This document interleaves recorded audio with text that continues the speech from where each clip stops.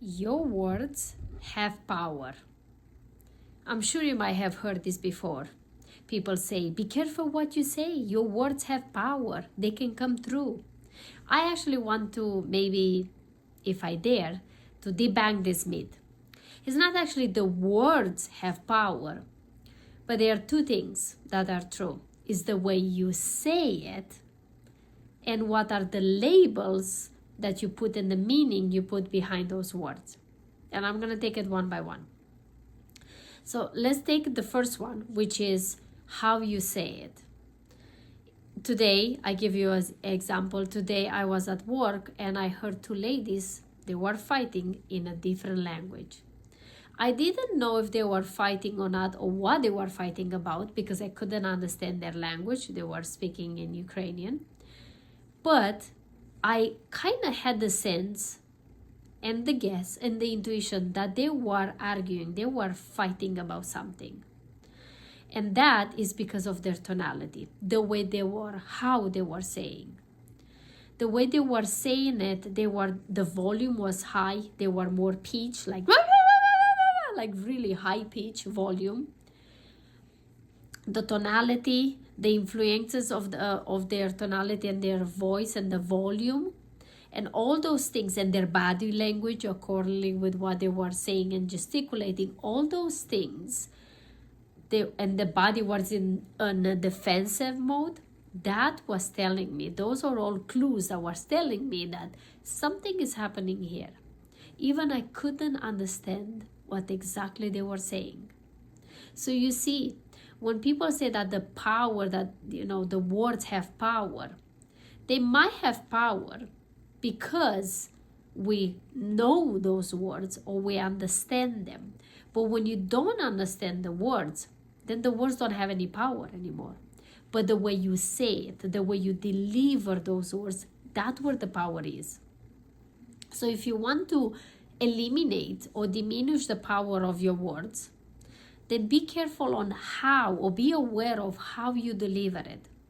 So for example, if I come and I'm here and speak with you on a high pitch the whole time, you will be annoyed for what I have to say, don't you? But if I come here and speak into a more calm or more a lower tonality of my voice, it's more soothing to you, and you can listen to me for a longer time. But when I'm the high pitch up there, then doesn't matter how interesting or what interesting things I will say, you will get tired and annoyed by my voice.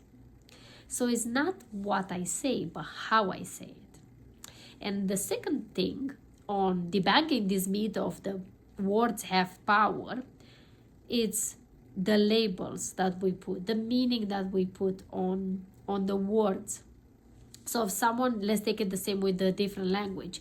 If I come and I say a word, or I swear to you, or I say something bad to you in my language, in Romanian, and you don't understand, as an example, I'm going to do this to exemplify for you.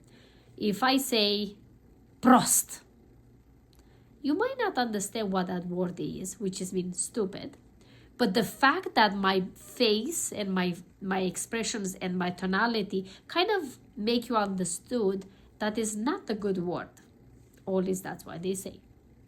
But if I come and say to you exactly the same word, but in a different tonality, like prost, I said exactly the same word, but in a different tonality, with a different facial expression, with a different energy. You might think that that's a good thing. I said something good to you. So you see, it's not the word itself that have power, but what comes with it, how I deliver it, with the energy, the tonality, the body language, the facial expression, what comes with. And that's where the power is. So if you want to communicate better with other people, instead of yelling and fighting and, putting your tonality, your high pitch up there, and because when you start speaking high and you are annoyed, you will forget to breathe, and then that's why you're getting higher and higher and higher and higher, because you don't have any breath in you. But you can say exactly the same thing in a more calm manner by taking breaths and speaking in between your breaths. And that will promise you, will cut off a lot of the discussions and the things that come after a high pitch. Instead of being upset, not being, but if you are upset or you're in contradictory with someone else and you want to be opinionated, remember to breathe meanwhile you express your opinion, and you'll be able to be heard more easily by others, and maybe not taking into a confrontation afterwards because of that. If I come and I tell you, my opinion about this subject is this, it's very different than my opinion about this is very, do you see? I said exactly the same thing, but the tonality and the energy were very different. So I'm sharing all of this with you because even someone else did it to you, or you do this to someone else, you have the power. You don't have to respond to the other person the same. You can respond them differently, and that is going to disarm them and their energy. And also you can communicate better with your loved ones, in your team, with your co-workers, in a project, with your business partners, because you are aware of your tonality and how you deliver it. And remember, it's not that the power is in your words, but it is in your delivery. When you change that little thing, that little shift, you will see how you're going to connect more deeply. You're going to have better and more meaningful conversations with people, and you can deliver a message that can be received. So thank you so much for watching.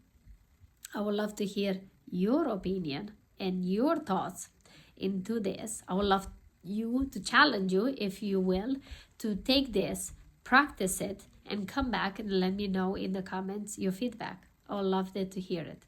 Thank you so much. Please, if you love what you hear, subscribe, and also share this video with someone else. It will help me tremendously to continue to share my expertise, my own research, and my own experience on myself in my journey with those people that need to hear this today. Because I truly believe that when we learn to communicate better, we can create better lives, better relationships, and a better life in general. Thank you so much for watching. I will see you tomorrow. Until then, live your life like it's truly, truly yours. Bye-bye.